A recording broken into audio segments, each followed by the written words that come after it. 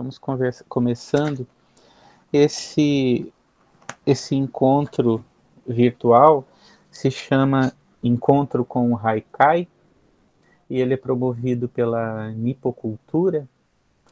Eu estou aqui mediando, né? Mas na verdade é um grupo que está se reunindo para estudar o haikai e a poesia, essa forma poética de origem japonesa e que se espalhou pelo mundo é muito praticada, né, no Brasil também. Então a gente começou esse grupo, recém começou esse grupo, e já temos a oportunidade de ter uma visita ilustre como a do Pedro Marques, que é um grande poeta. Mais do que isso, o Pedro ele escreveu essa série de haikais a partir de uma ideia inicial. Quando chegou para ele a ideia do haikai, acredito que ele já estava se inspirando, né, com a questão que é muito cara para ele, que é a questão social, política e tal, e dentro da linguagem assim da sátira, né? E ele fez uma série e vai apresentar essa série, falar sobre o processo dela para gente, e que tem essa forma do haikai brasileiro. Uma coisa que eu aprendi também só agora, quando começou o encontro com o haikai, essa nossa reunião, é que o haikai brasileiro, esse haikai que tem às vezes uma forma mais livre, uma forma, uma intenção assim bem humorada ou de crítica, que a gente pode ver, por exemplo, em autores como Milor Fernandes, já em Mário Quintana, em Leminski também. Então, assim, esse haikai bem-humorado, que a gente costuma chamar de brasileiro, de haikai tropical, né? Ele não é muito diferente do que se faz no Japão, mas lá no Japão a gente descobriu agora, através do Fernando, que se chama de Senryu, né? Que é um poema em forma de haikai, mas que tem uma perspectiva menos contemplativa, menos ligada com a cultura do Zen, né? Então, o haikai bem-humorado, o haikai que foge da perspectiva tradicional, né, que não tem kigo e etc., ele é chamado de senryu. Né? Inclusive, no próximo encontro, mês que vem, nós vamos dar uma estudada numa obra que fala sobre o senryu japonês. Então, assim, bem interessante que hoje nós vamos observar um pouco mais desse haikai brasileiro com um autor, um poeta importante brasileiro, e depois a gente vai seguir discutindo. E quem quiser continuar participando é só ficar ligado para pegar o link, entrar e aprender e também contribuir. Bom, sem mais delongas, eu queria chamar o Pedro para ele poder falar livremente sobre a obra dele e lembrar que a gente vai mantendo o microfone mutado para o áudio ficar sempre bom, né? E quando a gente quiser falar, perguntar, pode levantar a mão e falar, né? A gente deixa primeiro o Pedro fazer a exposição dele, depois a gente abre um pouco para pergunta e depois para a participação especial, que é um plus que a gente vai ter, que é a música que o Emílio preparou em cima dos haikais do Pedro Marques. Pedro, vamos lá? Seja Vamos lá. bem-vindo. Obrigado, Silvio, pela apresentação, pelo convite. Obrigado a Rissai, ao Yoshihiko, a todos presentes. Obrigado ao Emílio também, que foi o que fez a ponte, né, Silvio, entre nós dois. E dizer que estou muito contente aqui, né, no sábado à tarde, a gente poder falar de poesia, né, nesse momento tão duro para todos, né, no país. Então, falar um pouco de poesia para um público assim que é interessado é sempre interessante, né? E eu vou falar brevemente, né, sobre. Eu não sou exatamente um especialista em haikai, sou mais um leitor, um admirador de haikai, e fiz essa série de haikais que a gente vai ouvir depois com o Emílio cantando, especialmente para esse encontro, né? Quando o Emílio me contactou e o Silvio também, eles me contaram desses encontros que estavam acontecendo e me perguntaram se eu escrevia haikai, né? E eu disse que eu escrevia alguns, tinha interesse até mais como professor, né, e de leitor, mas que nunca tinha feito muitos haikais, né? Mas aí, assim, o convite tinha muito a ver, no fundo, porque eu fiz muitas séries de poemas satíricos, de 2016 para cá, poemas entre sociais e políticos, sempre usando formas fixas, usando quadras, usando décimas, usando aquela estrutura de poema em carreira, da poesia caipira,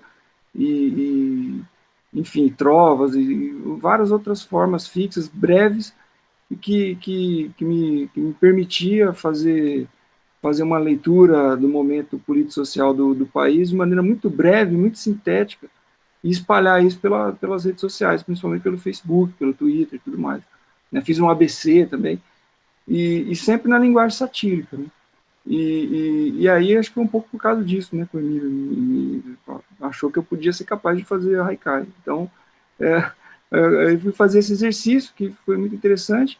Eu já tinha um conhecimento de Haikai, porque eu fui aluno do professor Paulo Franchetti, na época que eu fiz graduação na Unicamp. O Paulo tem um livro, junto com a professora Elza Taeco, né, sobre Haikai, traduziram o Basho e tudo mais. Então, eu tinha um pouco desse contato a partir dele, li o livro e me interessei por ler alguns autores japoneses e também alguns autores brasileiros, como Paulo Leminski, o próprio Miller Fernandes, né, que o Silvio citou, e o próprio Paulo, né, que fazia Haikai. E tinha um aluno lá também, que depois virou um poeta importante, um escritor importante, que é o Marco Catalão, que era muito interessado, né, no Haikai. Ele lia o Zen, ele inclusive me indicou coisas para ler sobre o Zen. E recentemente, inclusive, ele publicou um romance, né, sobre que tem a ver com a relação dele com a cultura japonesa, porque ele é de Pereira Barreto, que tinha uma comunidade nipônica muito grande. Ele fez um romance chamado País das Luzes Flutuantes, um romance muito interessante. Então eu tomei contato um pouco com o Haikai, um pouco por conta dessas duas figuras, né? Um professor e um colega de curso, né? E aí eu sempre usava, né, Haikai em aulas que eu dava de ritmo poético, né? Uma das meus interesses é justamente estudar poesia no que ela tem de musical, no que ela tem de ritmo, né? Pensar a poesia não só como uma mini narrativa, né? Mas uma poesia que é pensada enquanto ritmo, enquanto sonoridade, a linguagem e tudo mais, né?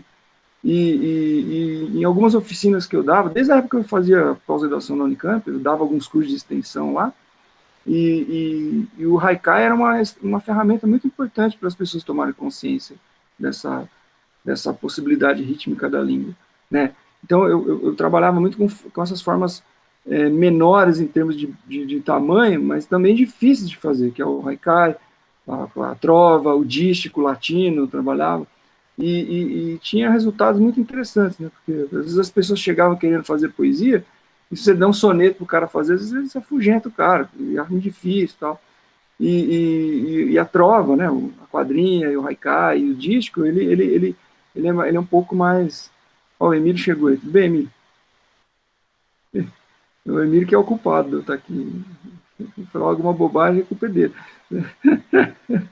Brincadeira. Então, essas formas fixas, um pouco menores, mais breves, elas acolhem muito bem as pessoas que estão começando a querer querer virar poetas, mas não só, pessoas que querem ler poesia, não só com os olhos, mas também com os ouvidos, né? Ver a sonoridade da poesia. Então a gente fazia muitos, eu tradicionalmente fazia muitos exercícios com, assim, né, com trovas, com haikais e tudo mais, mas nunca tinha feito uma série de haikais. E aí, né, como eu já estava com essa já de alguns anos fazendo sátiras com formas fixas, né, eu achei que era uma possibilidade, né, de usar o haikai para passar uma mensagem satírica, né, que eu acho que no momento como a gente está vivendo, a sátira é uma linguagem muito muito interessante, porque ela provoca uma espécie de estranhamento, uma espécie de riso, uma crítica que muitas vezes, com uma linguagem mais sisuda, a pessoa não acessa, né? Então, a sátira ela acaba sendo um instrumento muito interessante para a gente falar do que está acontecendo no Brasil nos últimos anos, né? E nas redes sociais, porque as redes sociais são muito poluídas, tem todo mundo gritando, todo mundo falando, todo mundo botando foto, todo mundo botando textões e tudo mais, e aí de repente no meio daquela poluição aparece uma quadrinha, aparece um haikai, aparece uma décima, meio engraçada, faz com que as pessoas, a poesia ela meio que chama você para um outro tipo de ritmo, né, para um outro tipo de rotação, né, dentro do próprio tema que ela está trabalhando, mas também dentro do próprio um ritmo, de uma estrutura linguística um pouco diferente, que você reconhece como da sua língua, mas ao mesmo tempo que é diferente, né? Então, o Haikai me permitiu fazer isso. E assim que o Emílio e o Silvio me contactaram, a CPI estava começando a bombar e tudo mais, eu ficava trabalhando, às vezes, ali, respondendo e-mail, né, um olho na tela do computador, um outro olho na TV, vendo um pouco aquilo, e aquele monte de barbaridade, aquelas coisas sendo descobertas, outras nem eram tão, né, nem eram tão descobertas, eram coisas já sabidas, mas que de uma maneira estavam sendo mais publicizadas, né? Então, em princípio, eu imaginei isso, fazer uma série de haikais que fizesse um pouco a crônica daquilo, né? Porque fala-se muito, às vezes eu ficava assistindo aqueles depoimentos de 4, 5 horas, e no fundo você podia sintetizar o depoimento num haikai, uma trova. O cara fala, era tanta espuma, né? Tanta groselha, né? Meus alunos falam que quando você fala muita bobagem, você fala groselha, né? E era tanta groselha, e no final das contas, o cara não comprou vacina, o outro quis cobrar a propina, o outro achou que o vírus era uma invenção chinesa, não sei o quê. E você podia sintetizar aquilo, né? E aí eu fui fazendo, né? Eu vendo os haikais e fui fazendo. Aí o Silvio, no meio do caminho, até ele me falou que tinha essa forma, né? Do haikai que ele citou agora, que era um haikai mais satírico, que usava a forma, ele me passou o PDF, eu fiquei encantado com aquilo, falei, puxa vida, que coisa legal, né? Como a gente escrever poesia também é aprender, né? No fundo, você começa a fazer um poema, você não sabe muito bem onde ele vai parar, né? Você vai estudando conforme você vai fazendo, né? E aí eu fui fazendo o Sem Rio, né? Assim que fala, assim, Sem Rio. E aí fui fazendo essa crônica e fui fazendo, acho que eu fiz 64 haikais. E tinha esse número, né? Simbólico, né? Por conta do que a gente está passando, né? Do golpe de 64, fiz 64 haikais, mas eles ficaram numa ordem meio sem muita lógica. Eu separei alguns que eu achava que tinha que estar no começo, como se fosse uma espécie de exórdio, assim, da série, e alguns que eu acho que tinha que ser a finalização, né? E passei por Silvio para o Emílio, né? E aí o Emílio pegou esses haikais e usou 25 haikais, menos da metade, e colocou numa ordem dele. Ele percebeu uma sequência, uma ordem narrativa, uma lógica própria ali, né? E musicou aquilo, como se fosse um teatro de revista, ficou muito legal, depois vocês vão ouvir, ele vai comentar. E dentro dessa grande crônica caótica, que é a experiência de você assistir e comentar a CPI, ele achou um veio narrativo, um sentido mesmo, né? Por assim dizer. E aí é mais ou menos isso, né? A minha experiência foi mais ou menos essa, de pegar essa experiência do satírica, que eu estava acostumado a fazer uma sátira com formas fixas, formas bem tradicionais da sátira antiga, como, por exemplo, a décima, e a trovinha, né, a quadrinha, por exemplo, também, ou o cururu, né, usando a poesia de carreiras, né, com as rimas em carreira e tal. E aí foi mais ou menos isso. E aí eu usei, o Silvio até falou, você não precisa fazer o haikai no formato do Guilherme de Almeida, pode ser um haikai um pouco mais livre, né, tal. Mas eu achei que o formato do Guilherme de Almeida, ele permitia uma brincadeira muito interessante, né, que a sátira ela tem essa coisa de ser muito lúdica. Ele é um jogo, né? Pelo menos para quem aceita o jogo, é um jogo. Você vê como é que o cara faz aquilo, como é que ele usa uma regra métrica muito rigorosa, mas ao mesmo tempo para falar baixarias, né? Para cutucar coisas, né? Quer dizer, o satirista ele meio que veste o nariz do palhaço e se permite falar coisas que sem o nariz ele não poderia falar, né? Então, isso deu essa liberdade também dentro do haikai. E essa forma do Guilherme de Almeida de você fazer a redondilha maior, redondilha menor, com a redondilha maior depois a menor, né? E as duas menores rimando entre si e a maior rimando o segundo tempo poético com o sétimo, forma um jogo muito interessante, né? Você pode fazer em verme, você pode fazer uma frase, alguns haikais que a gente fez, como se fosse uma frase, né? Se você tirar a espacialidade de poema dele e colocar num texto em prosa, talvez a pessoa nem perceba que aquilo esteja praticando essa forma do haikai a la Guilherme de Almeida, né? Mas ao mesmo tempo comecei a tentar fazer experimentos que não fossem exatamente do Guilherme de Almeida, porque o Guilherme de Almeida ele tem uma tendência a fazer as rimas exatas e tudo mais. Eu comecei a pensar em fazer rimas toantes, né, mexer com os timbres das vogais, rimar de hoje que a gente publicou, por exemplo, era rimar besta com festa, né, que tem um eco da sonoridade, mas ao mesmo não é exatamente aquela, que eu acho que, inclusive, para a sátira é até mais interessante, né, porque a sátira ela precisa gerar um certo ruído, um certo desconforto. Se ela for muito bonitinha, ela perde um pouco a função, né? A sátira, ela mexe com... Né, os antigos diziam que a sátira é você mexer com o lixo, né? Você mexer com aquilo que a sociedade quer esconder e tudo mais. Então, usar a forma haikai e alguma coisa, criar algumas interferências nessa forma que foi consagrada pelo Guilherme de Almeida, foi uma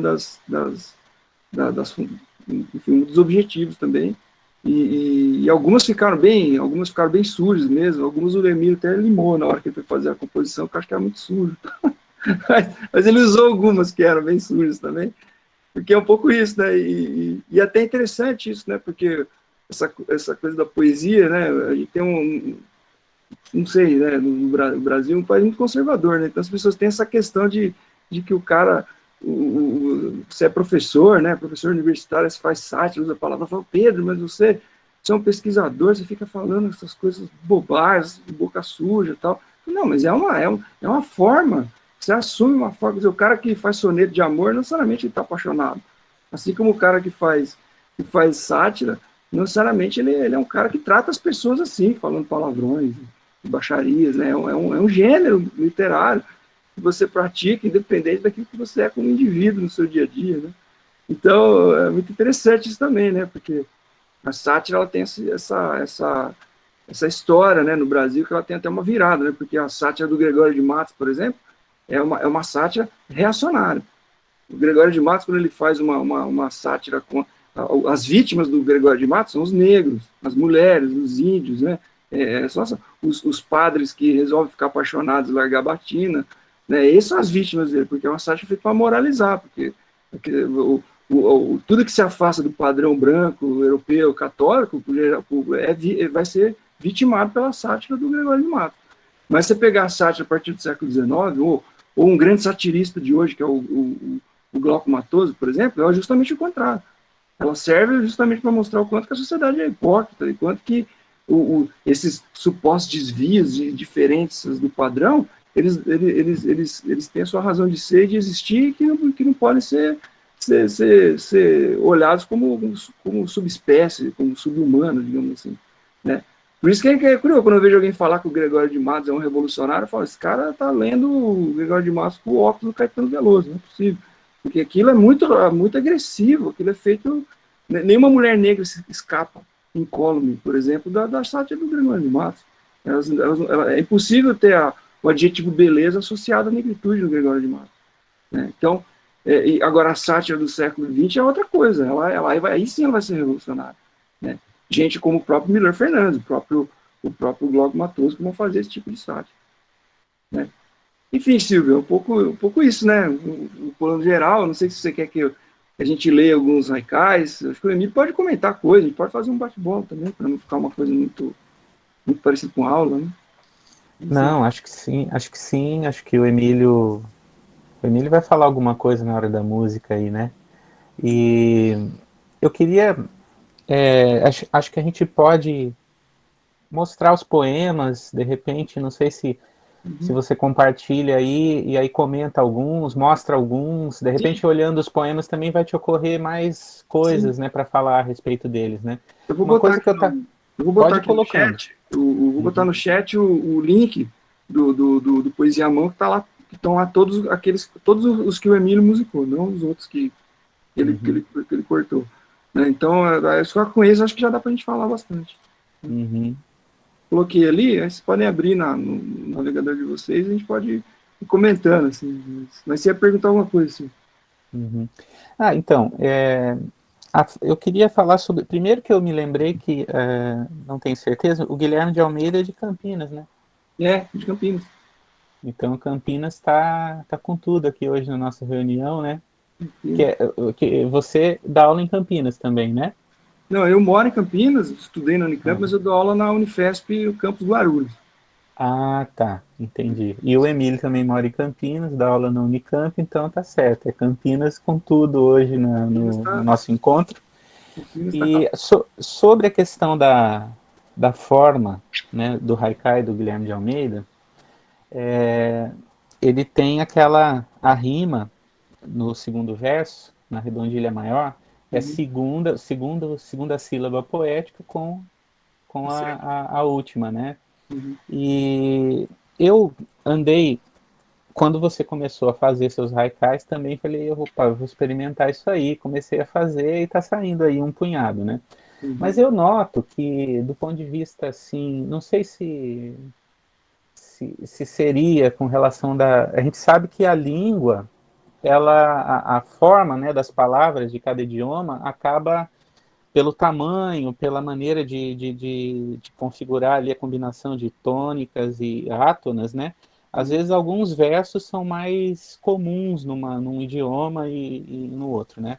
uhum, Eu comecei a notar que eu tava tentando fazer o Guilhermino, né? uhum, E eu notava que muitas vezes eu encontrava o segundo verso mais facilmente se eu deixasse a tônica na terceira. uhum, Então, assim, eu fazia o verso e falava assim, caramba, ó, o melhor verso é a terceira com a sétima. uhum. E aí, claro, você vai mexendo, você acaba encontrando as soluções, né? Esse tipo de coisa você também vive quando você estava fazendo? Você percebeu quando você quer bolar o verso ali, rola às vezes terceira, segunda? Qual que é a tua experiência? Não, sim, total, né? Porque a redondilha maior é um verso muito confortável, né, no português, né? A gente meio quase que fala, né, redondilha maior. E o português tem essa. Não, tá, o Emílio é linguista, tá melhor do que eu, mas o português tem essa característica de que você não pode ter muitas sílabas átonas em sequência e nem muitas sílabas tônicas em sequência, porque se tiver 4 sílabas átonas, alguma delas ali vai virar tônica, e se tiver várias tônicas, algumas vão se atonicizar, vamos dizer assim. E na redondilha maior isso é muito frequente, porque se a gente sabe que vai estar na sétima, e a tendência do poeta que, inclusive dos poetas que não são letrados, é botar o acento na terceira e na quarta. Você pega a poesia de improviso, ela vai puxar a tendência do ritmo ali para a terceira e quarta. Porque se você botar na segunda, vai ficar um intervalo muito grande de sílabas átonas. Né? E isso para o português fica esquisito. É diferente do italiano. O italiano, por exemplo, convive bem com 4 sílabas átonas, mas o português fica um negócio meio estranho, um negócio meio artificial. Por isso que a gente faz a redondilha com mais facilidade do que decassílabo heróico. Porque o decassílabo heróico você tem que ter na sexta e na décima, né, para dar o heróico. Então, o que o português faz? O português vai lá e põe uma sílaba forte na segunda também. Porque fica um pouco estranho, né? Fica uma coisa meio xoxa até chegar na sexta. Né? Essa forma do Guilherme de Almeida, ela provoca uma espécie de inovação dentro nesse sentido, da redondilha maior. Porque a tendência era a gente não colocar na terceira, você está fazendo o que a língua está pedindo, na minha opinião.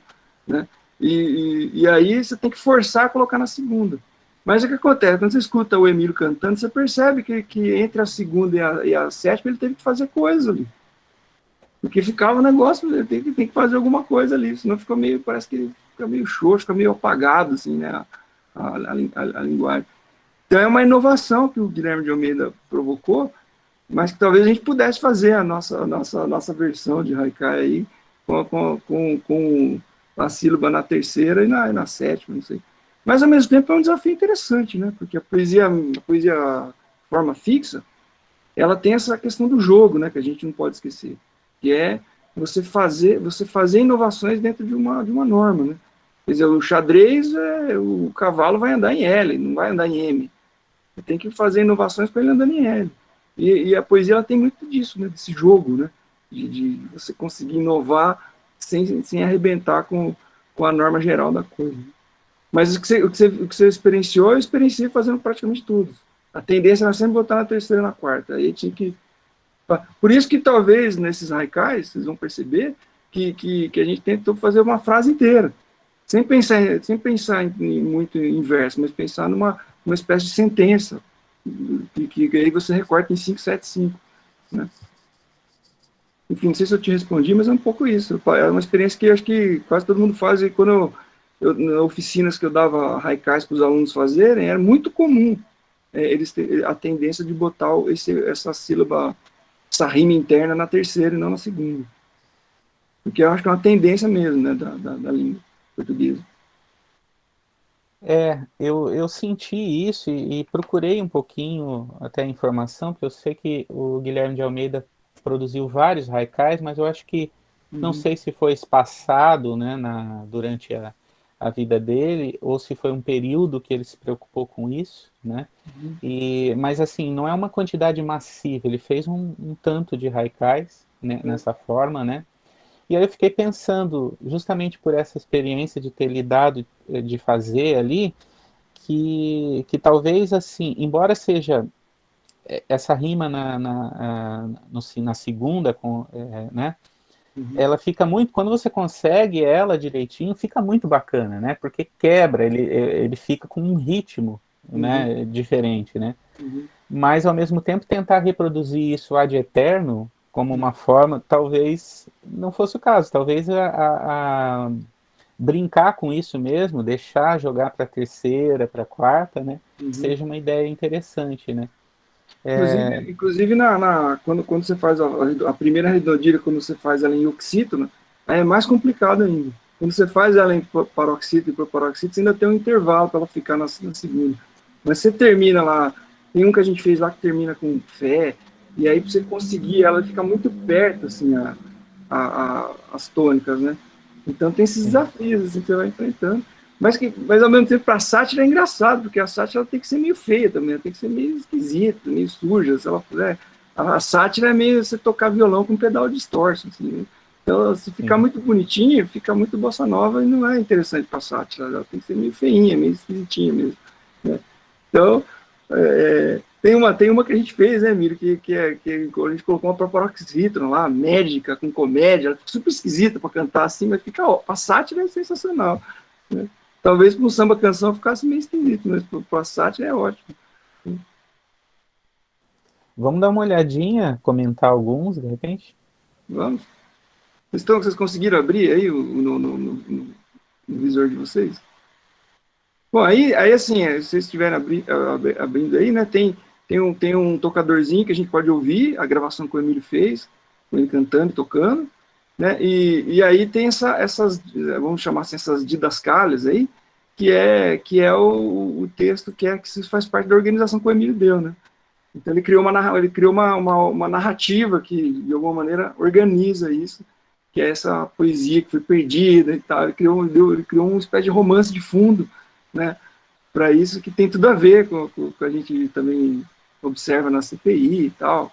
Então ficou muito engraçado você ler também o Boa-Sátira dentro dessa chave narrativa que o Emílio criou e que, de alguma maneira, dá liga para todos os haikais, para que os haikais, de alguma maneira, eles sejam estrofes de uma canção maior que é a composição dele.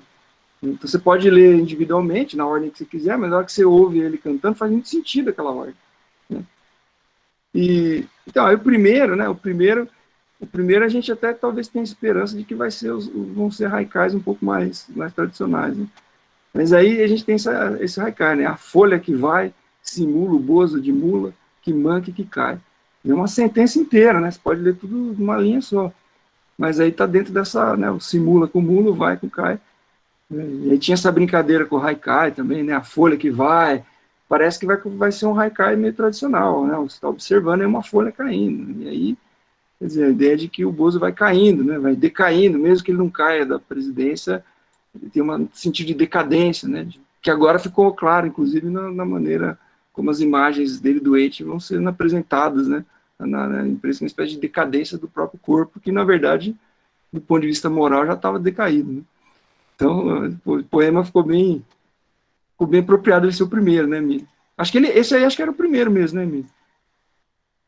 Esse ele manteve a ordem mesmo, original, assim. E depois tem esse segundo, né, que é essa questão, né? É cheio de es, né? Que não sei, o Emílio cantando, ele teve que fazer um maior exercício lá para cantar, né? Porque milícia da fé é a peste que hoje se veste de flor do café. Então, esse monte de E aí, aberto, fechado, vira uma espécie de índice da própria ideia de fé, de café, né? O patriarcado cafeicultor brasileiro misturado com a fé, isso é uma coisa velha, né? Isso que a gente está vendo hoje é uma coisa velha, né? E aí o poema ficou todo contaminado com essa fé e café misturado aí, a fé dentro do café e tudo mais. E, e aí tem essas coisas mais assim, como se fossem fotografias, né, Mílio? Que eu acho que tem, né? Essa aqui também é super, ela é assim, um poema para ser bonito, né? Digamos assim, você vai fazer um poema assim, um soneto clássico, você nunca vai fazer um verso desse, né? Um marminha, eu vi, fica uma coisa meio difícil de cantar, um marminha, né? Um marminha, aí o Emílio vai cantar, também teve que fazer todo o exercício para cantar isso, né? Então, um marminha eu vi no dedo de um branco azedo virando zumbi, né? Então, você colocar esse uma, né, junto com a arminha, fica ruim de cantar, mas é essas cacofonias que a sátira ela exige, né? E fica esse clique, né, essa coisa meio bizarra, você vê aqueles caras motociata com as arminhas, aquele bando de branco, né, tal, com a arminha, defendendo o direito de ir e vir com a arma na mão, né? Então não pode ser bonito, né? Tem que ser uma coisa meio estranha, que é o que é mesmo. E, e aí essa coisa do vírus, né, que é uma coisa que o último livro, assim, na verdade eu demorei um pouco para publicar essas sátiras fora do ambiente de rede social. Mas no final do ano para cá que eu andei publicando um livro que está online, que eu até passei por Silva, um livro que chama Encurralado, e agora saiu um livro chamado Saques e Sacanagens, né, que é um livro que eu mexo com textos do período colonial em prosa, que eu transformo em poesia, mas atualizando, como se tivesse sido feito hoje. E lá tinha um poema que chamava Coronha Vírus, né, que é a ideia de que o vírus mais nefasto da história brasileira é o vírus do autoritarismo, né, porque ele é arquicentenário. Né, então, você encontra vírus, você encontra um monte de texto do período colonial, do período imperial, falando disso. Não, tem que ter um cara com pulso, que coloca a polícia em cima das pessoas e tudo mais.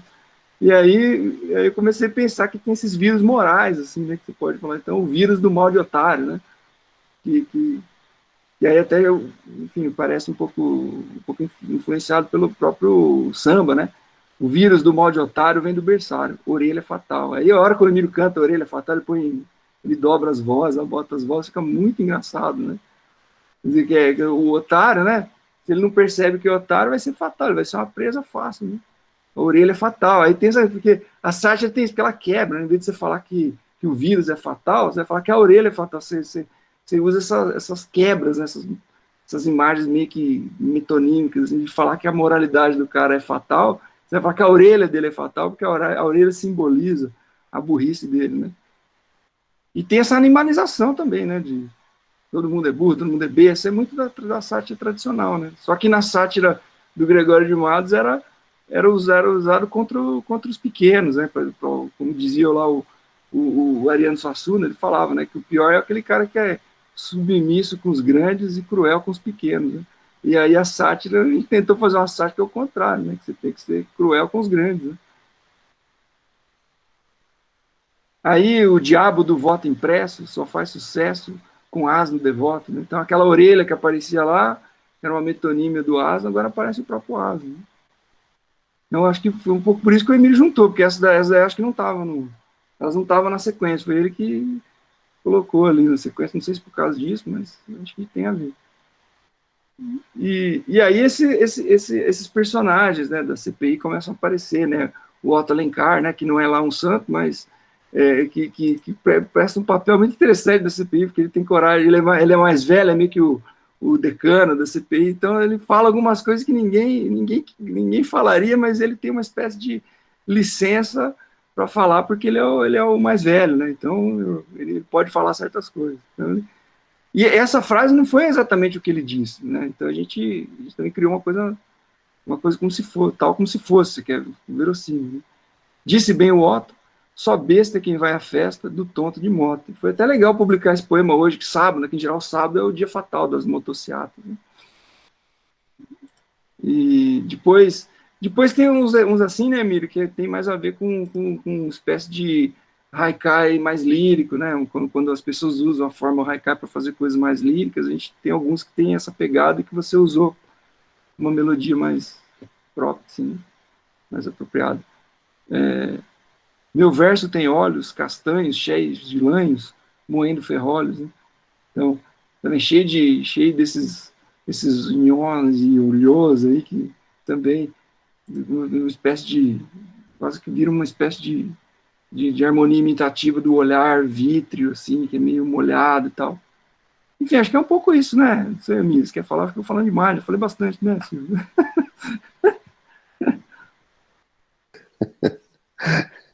É muito. Quando o Silvio me chamou para participar, eu falei, cara, eu não sei fazer haikai, nunca soube, não consigo fazer haikai. Não. Ele E disse que não gosta de haikai. Pronto, eu já falei. não gosto de haikai. E, mas assim, boa tarde a todos. O que enfim, eu apresentei o Pedro ao Silvio com a história dos eventos haikais e tal. O Pedro, eu respeito pra caramba, ele é um mestre para mim. A gente andou fazendo coisa junto. Mas quando eu vi os haikais, eu gosto muito de canção satírica. Então, e eu tenho feito muita coisa durante esse período da pandemia. Nem dá tempo, porque eu não sei gravar direito, tem muita coisa feita. Algumas coisas eu perco o acontecimento. Eu tinha feito um machiste para a Mulher do Queiroz, por exemplo, mas aí ela apareceu, cara. Me estragou, já tinha o vídeo pronto para lançar, que era Cadê a Mulher do Queiroz? Aí ela apareceu, eu falei, pô, vou ter que esperar ela sumir de novo para lançar. Porque a sátira tem isso também do momento. Mas quando eu vi os poemas, eu não sou um músico muito bom, né? Falei, putz, mas isso aqui dá uma coisa legal. Eu vou só falar um pouquinho do resultado, de como eu interagi com os textos. Porque eu gosto muito de escrever para teatro, e teatro musicado. E eu vi os haikais como versos de uma cançoneta num número de cabaré mesmo, de teatro. Não é nem o teatro musicado, é aquele que se fazia em bares, enfim, em cafés, e coisas do gênero. E foi o que eu, na hora, visualizei. E perguntei para o Pedro se eu podia fazer, porque, enfim, ele falou, não, pode brincar.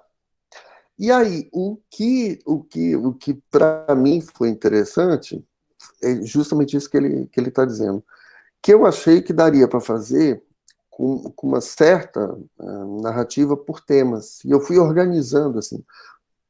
Quando eu fiz a primeira linha melódica, falei, isso se aplica, dá para fazer, tá bonitinho. Mas eu tentei organizar por temas. Né? Então tem a coisa do governo, a loucura dos fãs do governo e tal. A segunda é com a CPI, porque havia vários sobre a CPI. E um terceiro, que é o sofrimento das pessoas e essa ilusão do mercado. Eu separei com esses três temas. Então, se a gente tem um vídeo com esses poemas em sequência e a música. Tá? E aí, os outros, era muita coisa. Então, para fazer aquilo pode ser indefinido. O que eu imaginei como número nem é alguma coisa para circular dessa maneira, é de fato de teatro.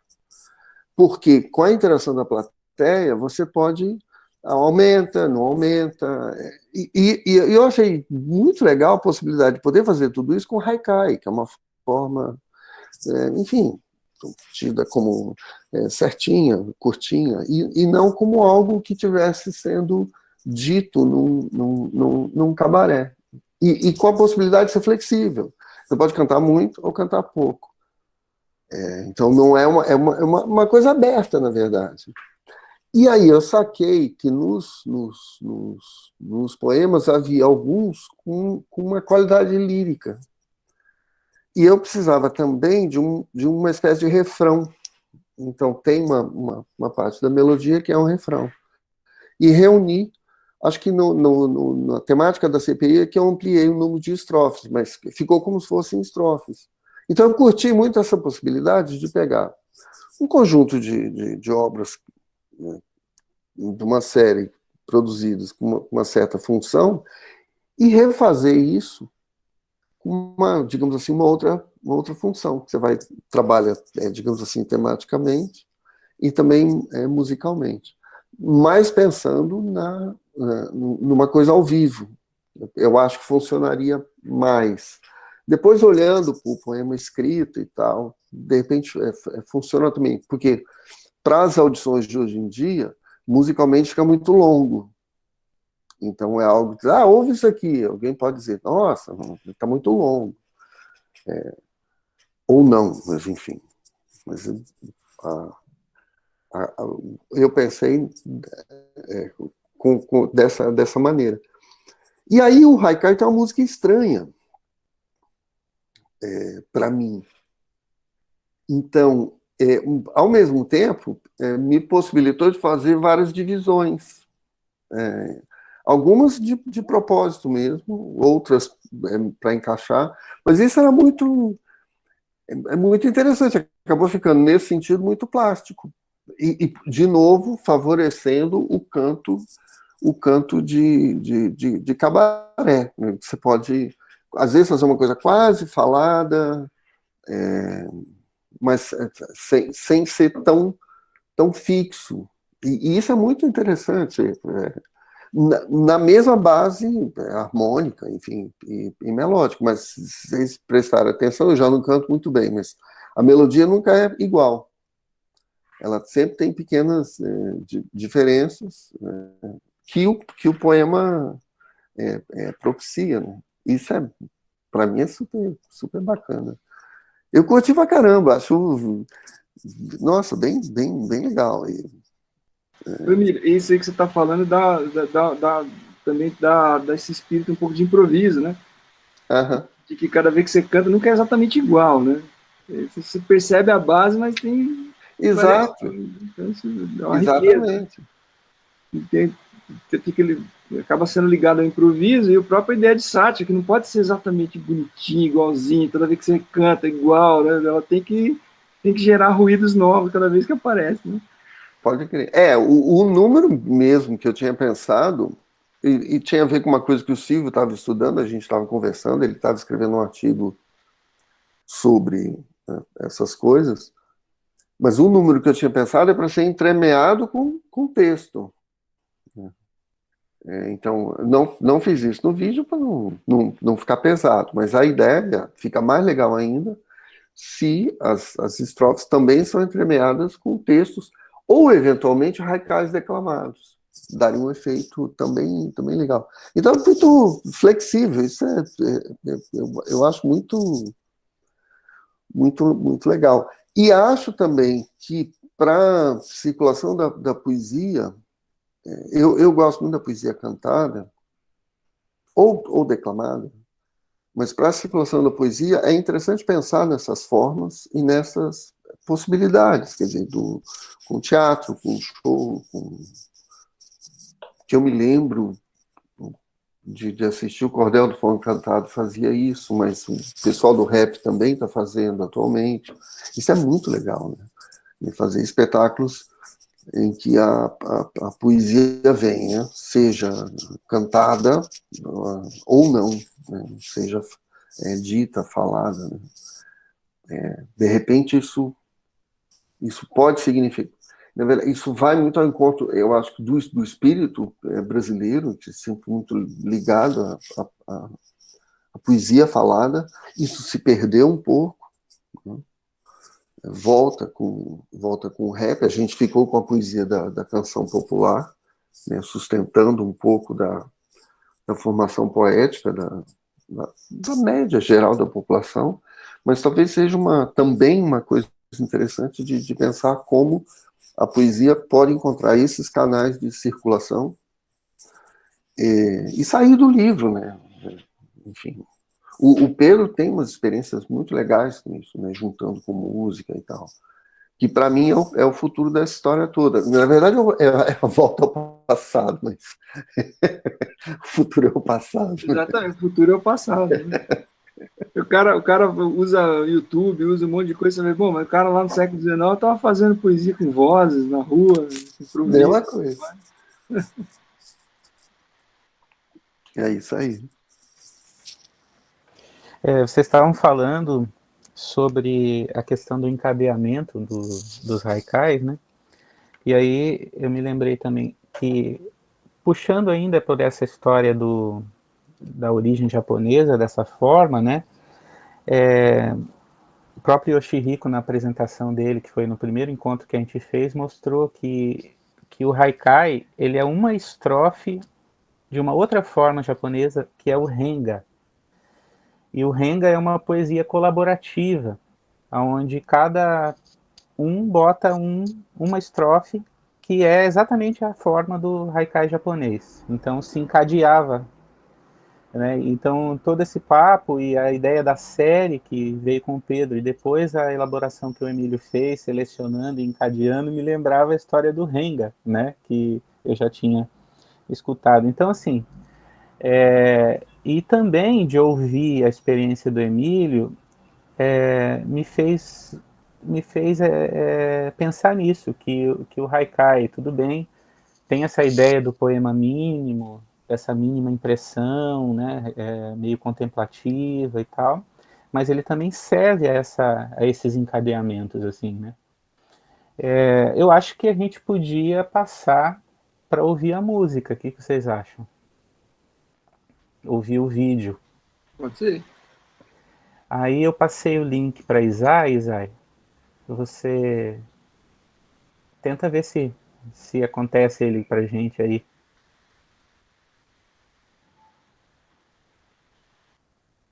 Tá aparecendo a tela, né? Põe a tela cheia no vídeo. É. Essa aqui? Não, à direita. Oi? Para colocar na sua tela, Isai, colocar a tela cheia aí no YouTube. Ah, tá. Uhum. Isso. Isso. Deu certo? Deu, né? Isso. Bom, dá uma pausinha no vídeo, eu boto de novo, mas enfim, o que o Emílio fez aí no início foi colocar o texto, né? Esse texto também está presente naquele link que o Pedro passou no início, que é uma contextualização da história. Então, depois, com calma, o pessoal pode guardar o link aí e assistir, né? Que daí pode ouvir a narrativa que tem. Mas eu acho que agora vamos curtir a música, né? Ele demora um tempinho para começar por conta da narrativa e vamos lá.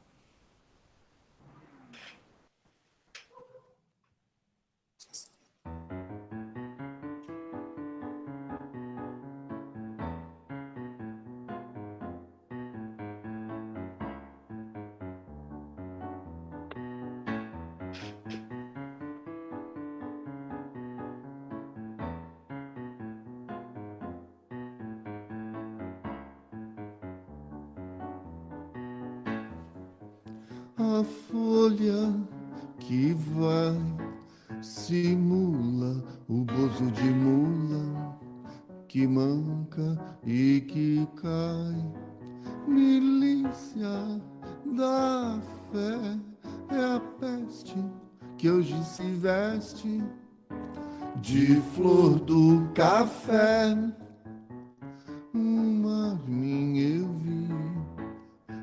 dedo de um branco azedo, virando zumbi. O vírus do mal de otário vem do berçário. Orelha fatal, o diabo do voto impresso só faz sucesso com asno devoto. Disse bem o Otto, só besta é quem vai à festa do tonto de moto. Meu verso tem olhos castanhos cheios de lanhos moendo ferrolhos.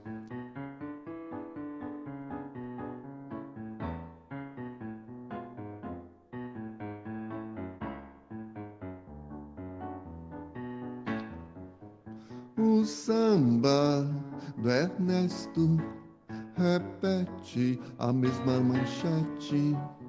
Eu nego e não presto. Que pena, Mandetta, são duas as falhas tuas. Ir e vir da teta, Weingarten sorria, tão novo e cheirando a mofo. Nécio, pandemia. Vem, Kátia, e levanta. E Leila, pega na veia. Medalhando anta, cagando e andando.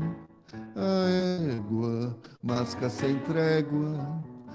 Zambelli divando com luzes na crina, comédia fingindo médica, lei de cloroquina, o bozo milagreiro, demente que é presidente, faz santo Calheiros, a calma é pra poucos, o mar comandando o mar. Um anal de loucos, girassol que abriu setembro, depois dezembro da janela o anil.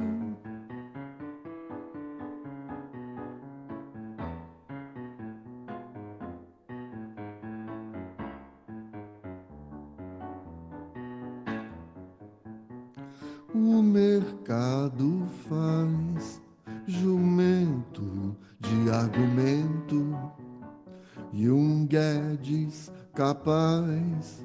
Privado é teu cu que está lá pregando bala pelo Beuzebu. Pastor e banqueiro são dois pra tocar os bois ao Deus do dinheiro. O mínimo Estado já existe pra quem resiste.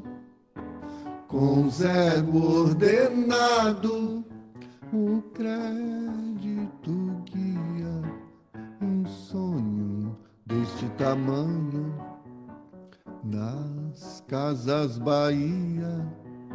Chuva de alfinete, família em plena vigília, barriga sem leite, gela o coração no inverno que faz o inferno da rua sem pão.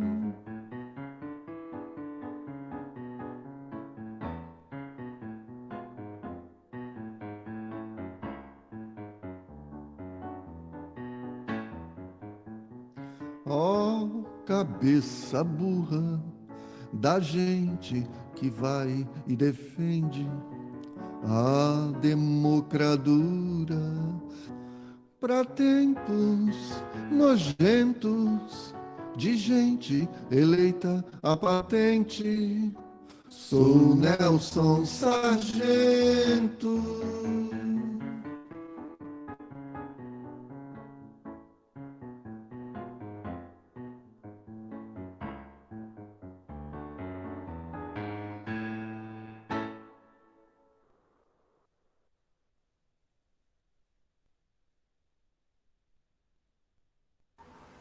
Maravilha, gente. Ah, o Emílio aqui, ó. Palmas. É divertido, né? Eu toda vez Muito que bom. vejo, me divirto. Os textos, os poemas são muito legais, né? Eu acho muito legal. Muito legal. E tem, bom, eu ia dizer, tem uma coisinha ali.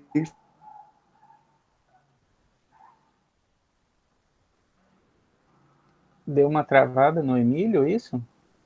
Acho... Travou um pouco o ali. Emílio deu uma travadinha. Mas assim, né, só antes que ele volte ali, primeiro que nossos aplausos para essa dupla, né, que fantástica. E uma coisa que eu queria aproveitar já antes de passar de novo para o Emílio, que ele estava falando, algumas coisas que eu peguei mais para o final, porque o Pedro comentou ali os primeiros, né? E primeiro, assim, dois que me tocam, assim, forte, assim, de coração, porque tem essa coisa da sátira que agride, né? Que joga pedra, que debocha, né? Mas quando ela pega, assim, por exemplo, aqui, o mínimo estado já existe para quem resiste com zero ordenado, né?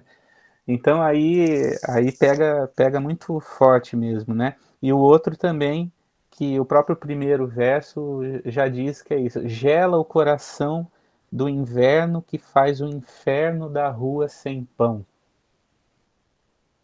Fantástico, né? E aí, Acho que tem isso aí, tem um pouco isso que o Emílio estava falando, que nos haikais tinha essa coisa de você fazer a crônica de CPI, atacar os caras, mas tem um resultado muito, muito nefasto na vida prática das pessoas. O cara tá com fome, o cara tá morrendo. É um negócio assim que, por mais que você. Porque às vezes eu vejo isso, às vezes as pessoas são muito críticas ao governo, mas ao mesmo tempo elas não estendem a mão para quem está perto delas. Elas conseguem ser muito críticas com o que está acontecendo em Brasília, mas elas não veem muito aquilo que está acontecendo pertinho delas, o resultado do desgoverno, né? E eu acho que quando a gente fez eu estava fazendo os recados, mas isso não pode escapar, tem que aparecer.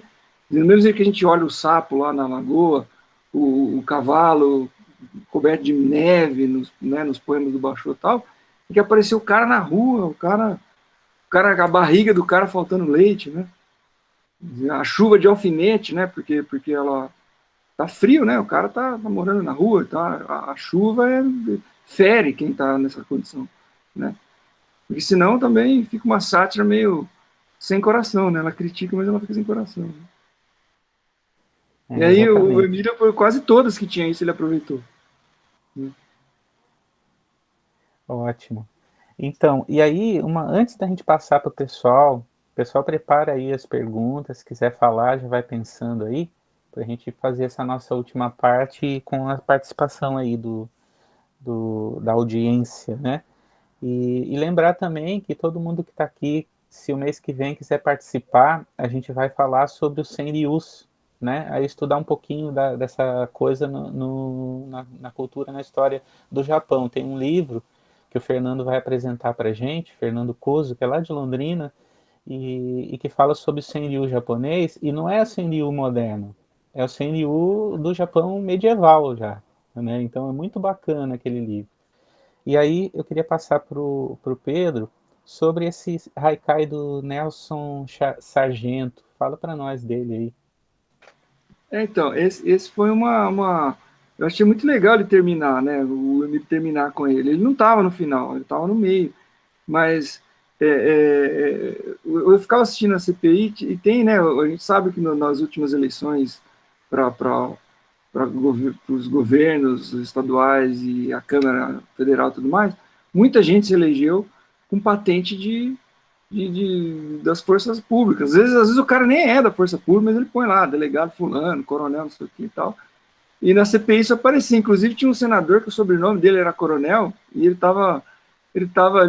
foi inquirir lá o Pazuello, e o Pazuello falou para ele, né? Falou, olha, o senhor também é militar, como eu. Ele falou, não, eu não sou militar, eu só tenho sobrenome, Coronel.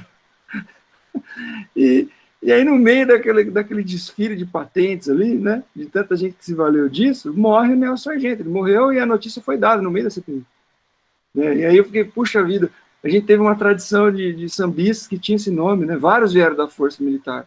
Né? O próprio Martim da Vila, né, que depois até fez um disco chamado Memória do Sargento de Milícia, porque ele era sargento, né? E tem o caso do Candeia, né, que ficou paraplégico, ele levou um tiro, né? E o Nelson Cavaquinho, que era policial, e o Nelson Sargento, né, que morreu. O Nelson Sargento, inclusive, eu acho que não era militar, mas ele tinha esse nome. E aí, entre tantas patentes aí de gente que desfila essa coisa, né, é melhor ficar com a patente do sambista, que é o sargento do samba, né? Eu acho que, então foi um pouco isso, por causa disso que ele aparece, uma espécie de homenagem a ele. Né? Espécie não, uma homenagem a ele, que infelizmente o Emílio aproveitou como para finalizar, e acho que não podia ter um final melhor do que isso. Maravilha. Bom, Emílio, você quer continuar o que você estava falando ali ou não? Vamos é só fazer uma brincadeira. Veja se o povo quer falar aí. Uhum. Então, se alguém tiver alguma pergunta, quiser contribuir aí, é só abrir o microfone, se apresentar e falar.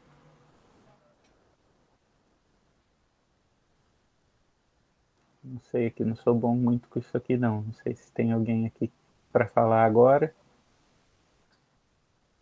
Se eu mexer muito, é capaz de eu sair da apresentação sem querer. Então, gente, é isso. A gente não via aí se... Ó, a Socorro, que está dizendo que Nelson Sargento foi militar, sim. Muito bom. Então, eu ainda... O Fabrício colocou Levantou a mão? Não, ele tinha colocado aqui no chat um haikai. Pode ler, vai. Ele perguntou se esse era um haikai, né? É esse, né, sim. Fabrício? Vou abrir aqui para olhar aqui também. Abriu? Uhum.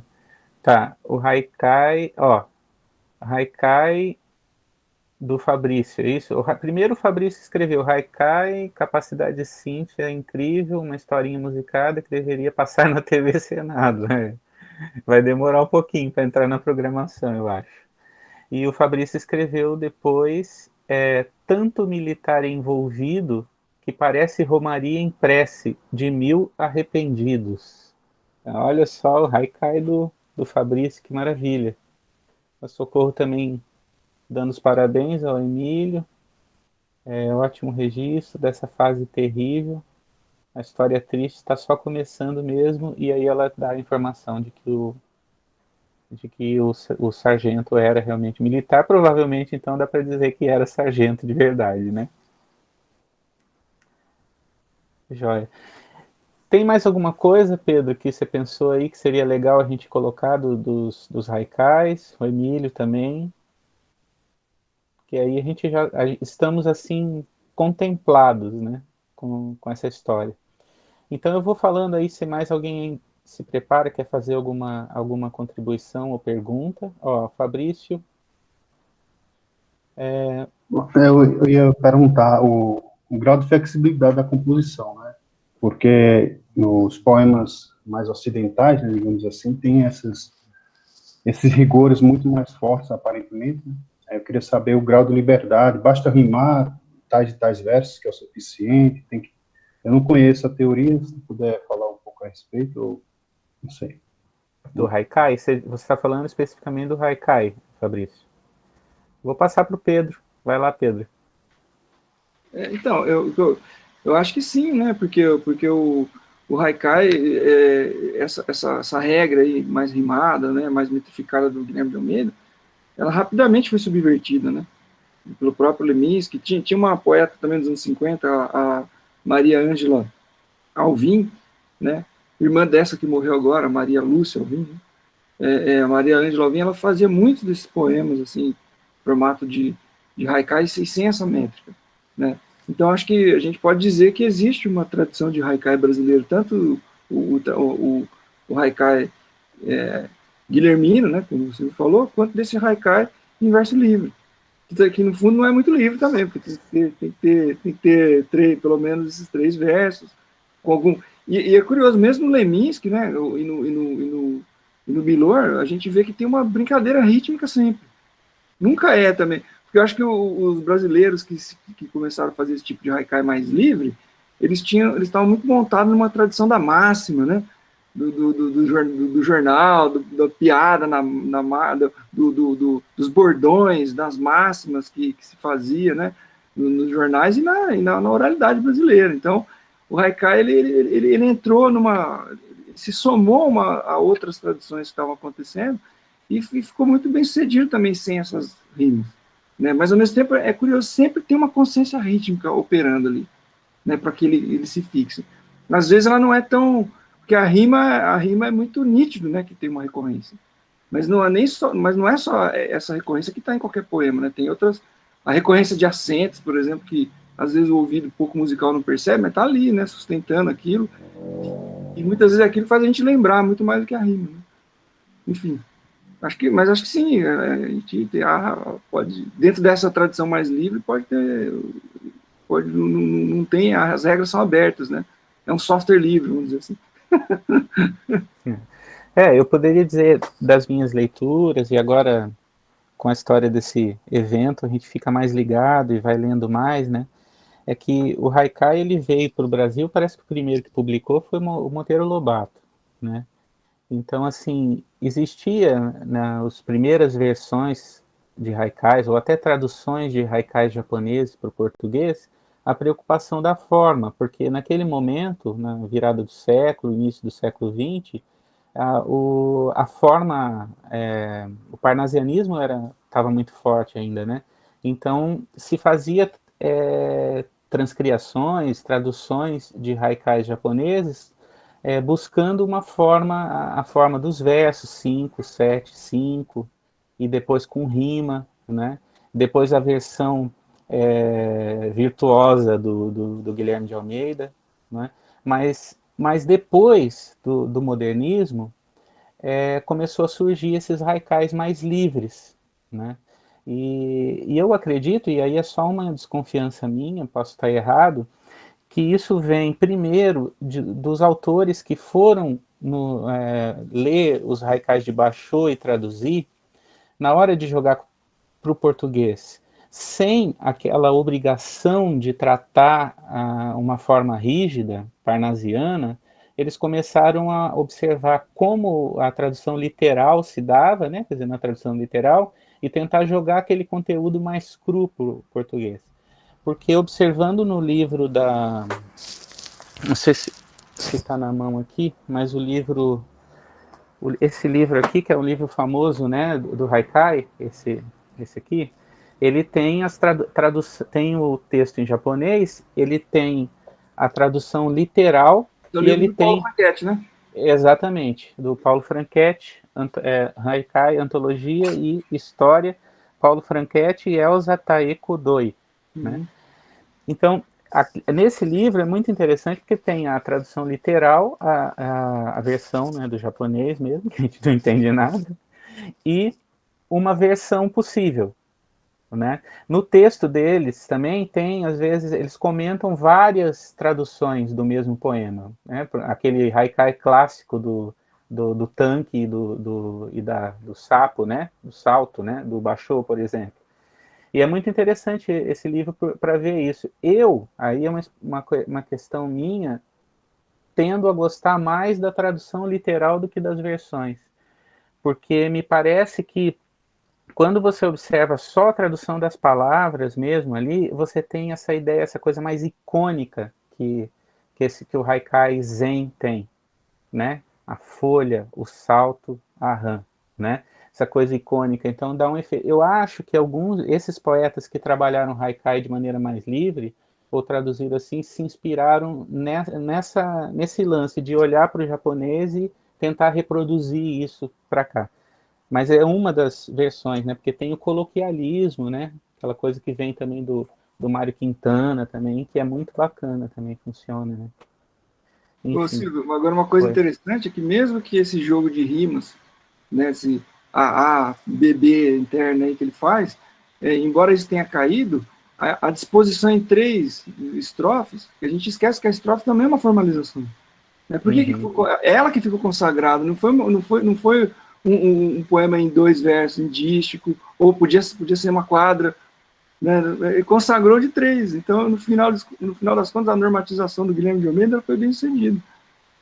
Caiu uma parte caiu o jogo de rimas e o número de estrofes, mas, digamos, o compasso de três versos por um poema de 3 versos ficou. Né? Ficou consagrado. O próprio Lemin só faz em 3, né? Não faz em 2, em 4, faz em 3. Né? É verdade. E tem uma coisa que eu acho que mexe um pouco com a natureza do pensamento, né? Que é uma coisa que também pode remeter aos clássicos, aí eu já não vou me lembrar, mas é uma proposição, um desenvolvimento e a conclusão, né? Que está muito presente nessa ideia dessa estrutura ternária, né? Enfim, mais alguém, gente? Pode ir falando aí se quiserem colocar mais alguma coisa. Eu só vou lembrando que os links que a gente colocou aí, eu coloquei o Pedro colocou o link do Haikai Baré, que é a série, né, visitada pelo Emílio. Tem o 64 do Pedro, mas que eu acho que o Pedro publicou agora o Haikai Baré, né? Quando é que sai o 64, Pedro? Agora não sei. Eu vou ter que fazer uma outra ordem lá e dar outro nome. Quem sabe o Emílio faz outra música. Vamos fazer o Haikai Baré o retorno, né, Emílio? Cheio de microfonias e tal. Segundo movimento. Segundo movimento. Maravilha. E aí eu coloquei um comentário também no chat ali, citando que outras obras do Emílio estão disponíveis. Eu me lembrei se o Emílio pode dar alguma outra dica para gente, mas eu me lembrei do canal do músico, compositor, parceiro dele, Luiz Canella, que costuma gravar muito a parcerias dele com o Emílio e também músicas que são só do Emílio. Então eu sei que tem bastante coisa no YouTube, então vocês podem procurar Luiz Canella com S, né? No Facebook também, na página de artista dele também tem bastante coisa. O que mais, Emílio? Tem algum lugar que a gente pode achar teu trabalho? Tem música do Emílio no CD. Na minha casa aqui. E tem os CDs, né, do Rinoceronte e tal, né? Tem, o que está para acontecer é o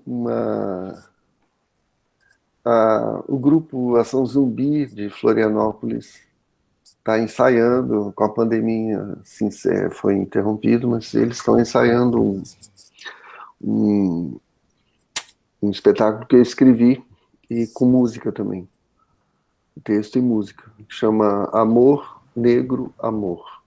Eles volta e meia publicam. Foi uma encomenda da diretora Lelete,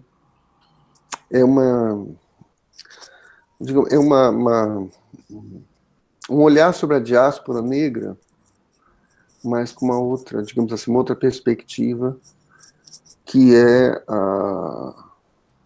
como, apesar de todo o sofrimento, toda a dor, esses povos devolveram, né, para o Ocidente amor, na forma de amor, na forma de linguagem, na forma de arte e tal. Então são várias cenas passadas em vários países e com música, né? Então, New Orleans, África do Sul, Brasil, obviamente, Cuba. Eu não sei se vai ficar, quer dizer, as músicas são legais, e o povo está ensaiando lá. Devem começar a montar agora. Não, vai dar certo. E também lembrando que o trabalho do Emílio também, eu estava esquecendo disso, Emílio, olha só. No dorso do Rinoceronte está disponível nas plataformas de streaming, né? Que é um CD que eu e o Emílio fizemos, tem coisas minhas, coisas dele e coisas nossas, né? Para crianças, então vocês podem observar lá. E tem um disco também, que foi o último que eu lancei, né, como compositor de canções, que é outras pessoas, também está disponível para streaming, e tem duas canções, uma que é minha e do Emílio, que é o Todo Mundo Cai no Shot, e também tem uma música só do Emílio que eu acho fantástica, assim, de cortar os pulsos, que é o Estrupício. E ela pode também, você pode pensar que o estrupício é aquilo que você quiser, você pode ouvir ela pensando, né? O estrupício vale a pena vocês conhecerem. E o Pedro, eu coloquei o link do livro do Pedro, que dá para a editora, viu, Pedro? Não sei se você percebeu, eu joguei aí na mensagem. Se você quiser dar alguma outra, ou passar mais alguma coisa aí das suas obras. Tá o link da Edita Cuja aí com o livro novo, né? O Sacos e Sacanagens, que é, deixa eu ver se eu acho aqui. Esse livro aqui saiu, mas nesse link vocês acham também tem um livro em PDF que dá para baixar também, né? Que é o livro Encurralado aqui, que tem essas sátiras em quadra, em moda de viola, essas formas assim cancionais e formas fixas da cultura brasileira, né? Também está lá no site da Editacuja. Esse é um livro gratuito, você baixa e tem uma arte bonita, né? Tem os artistas que participaram, uma obra coletiva, tem isso é uma coisa, isso que o Emílio fez é uma coisa que essa poesia formal, né?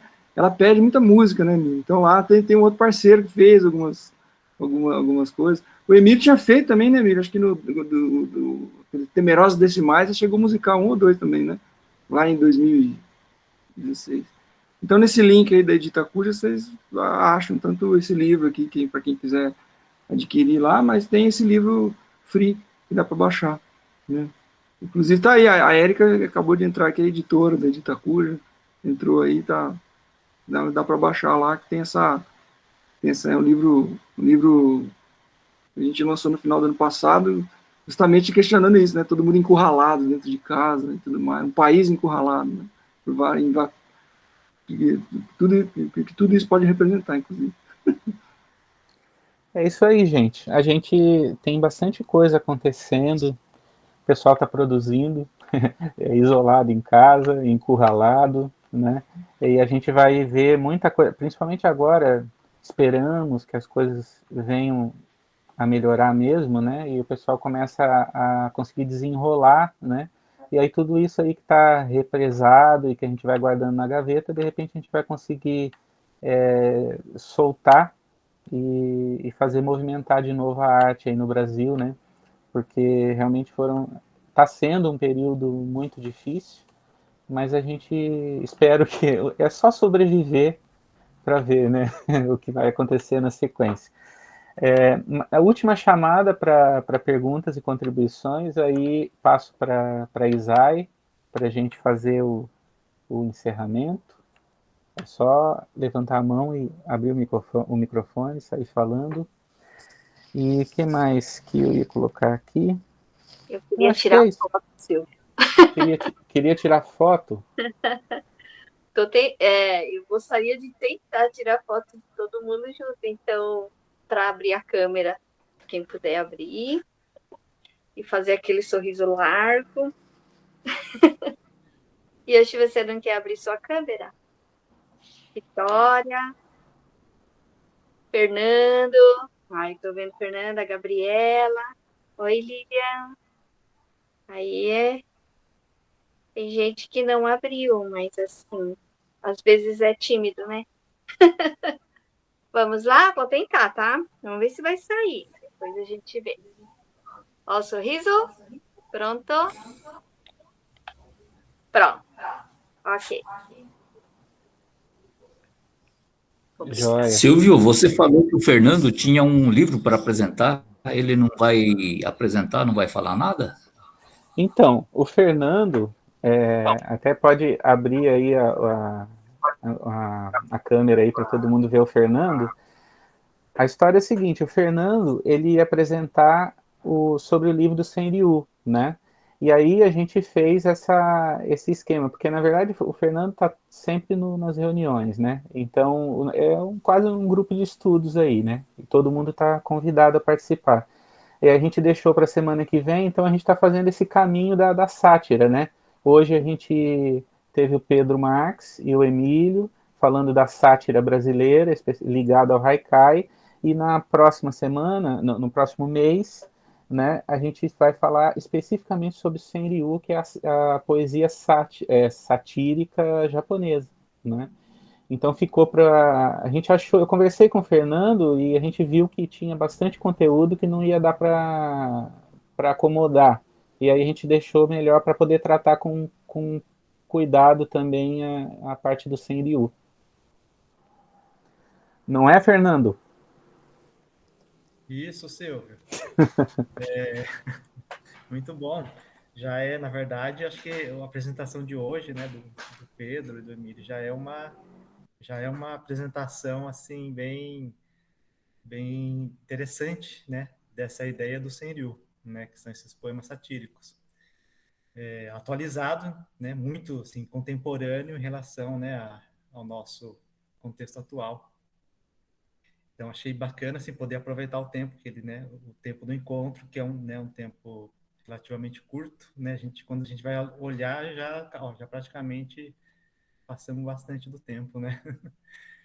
E aí mês que vem daí a gente, né, você também está preparando umas coisas, né, para falar, né? E aí a gente combina certinho e vamos montando uma coisa bacana para comentar. Você podia terminar, Silvio, mostrando rapidinho os seus aí, também que você está a sua série dos 17 haikais.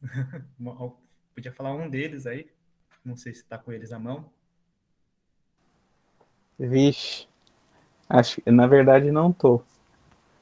Mas deixa eu ver. Você me pegou de surpresa aqui.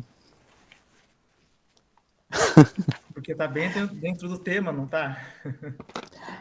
Na verdade, essa série que você está falando, que eu mandei alguns para o Pedro e para o Emílio, na verdade surgiu nesse ímpeto do Pedro, porque aí o Pedro fez e mandou, eu já vinha, volta e meia, essa questão política e social, já sai alguma coisinha, né? Mas eles saem em formas diferentes. Quando o Pedro me mandou os 64 dele, e eventualmente eu faço também na forma do Guilherme de Almeida. E aí quando ele me mandou, eu falei, ah não, eu vou fazer também, né?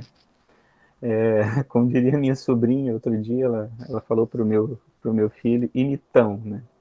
Então eu imitei e estou fazendo uma série também que já está praticamente pronta, tem que só revisar, que são 17 haikais, ou senryu, como queiram, né, pro presidente, nosso presidente, homenagem.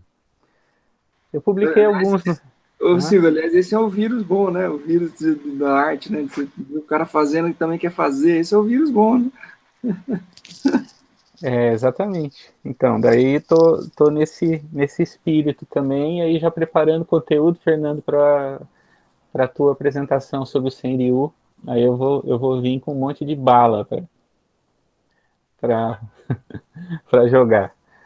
Então tá, gente. Vou passar para a Isaia, eu agradecer sempre a Nipocultura pela oportunidade, a Nipocultura, como eu falei, ela organiza eventos relacionados à cultura japonesa, feiras, tudo presencial, né? Mas, como tudo relacionado à arte e cultura, nesse último ano e meio, indo para 2, está paralisado, e a Isai e o Yoshihiko, assim, estão aí buscando manter a ideia viva no ambiente virtual, né? O bom, você vê, nessa história toda, é que a gente consegue fazer links com gente do Brasil inteiro. Então, hoje a gente está aqui ligado com Campinas, com Londrina, eu ouvi aqui Minas, né? Belo Horizonte, eu acho que tinha alguém, e deve ter gente de outro, ó, Salvador, Gabriela Souza, Paraíba, Fabrício Cordeiro, né? Então, assim, ó, de maneira que assim, depois, Isai, olha só, muita coisa vai mudar, né? A Sandra de São Paulo, talvez a gente vá ter que manter essa ideia do virtual. Eu acho que está todo mundo louco para se encontrar de novo e poder olhar nos olhos aí, fazer coisas bacanas, eu acho.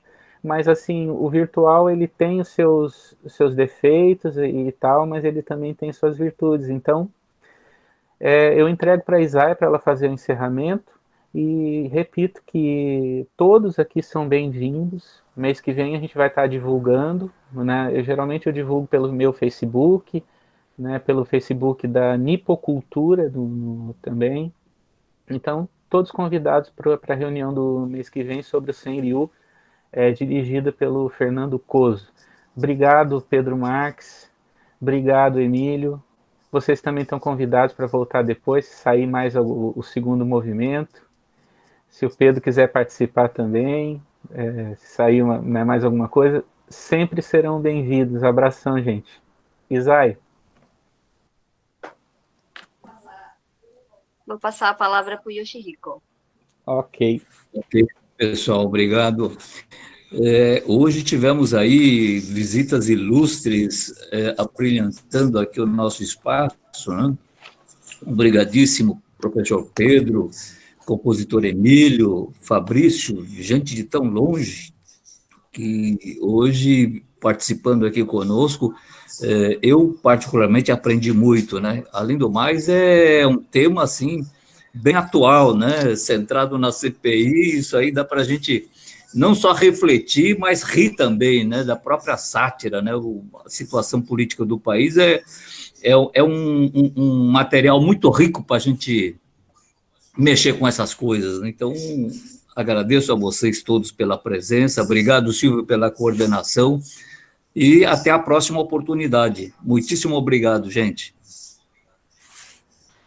valeu. Eu que agradeço. Nossa, obrigadão. Obrigado, gente. A gente, tchau. Só lembrando que estamos fazendo aqui uma gravação. Se tudo der certo, ficar bom, o áudio, tudo, depois a Isai vai disponibilizar no YouTube e a gente passa o link para vocês, tá bom? Para ficar de lembrança e para outras pessoas que não puderam comparecer poder curtir. Um abraço, valeu, obrigado. Muito obrigada a todos. Tchau. Abração, Pedro. Valeu, Emílio. Tchau. Tchau, gente.